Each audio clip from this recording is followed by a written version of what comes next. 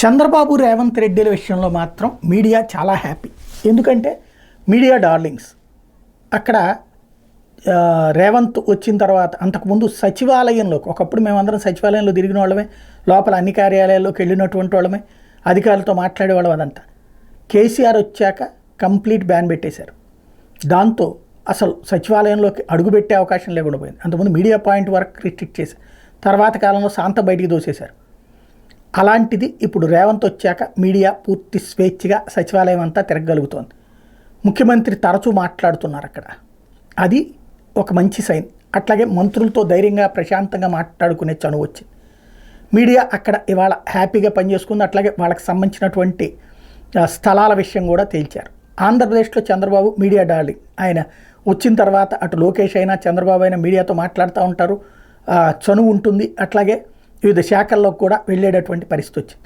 గత 5 ఏళ్లలో అయితే ఇటు వైఎస్ఆర్ కాంగ్రెస్ పార్టీ టైంలో మీడియా కొన్నిటికి బ్యాన్లు పెట్టడం, ఈనాడు, ఆంధ్రజ్యోతి లాంటి వాటికి, TV5 ఇట్లాంటి వాటిని రానియకపోవడం ఒక ఎత్తు. అట్లాగే రిపోర్టర్లను చూసే చూపు కానీ, తర్వాత ఎక్రిడిషన్స్ విషయంలో కానీ ఇబ్బంది పెడతానే వచ్చారు. ఇప్పుడు అవన్నిటిని సెటరేట్ చేస్తున్నారు.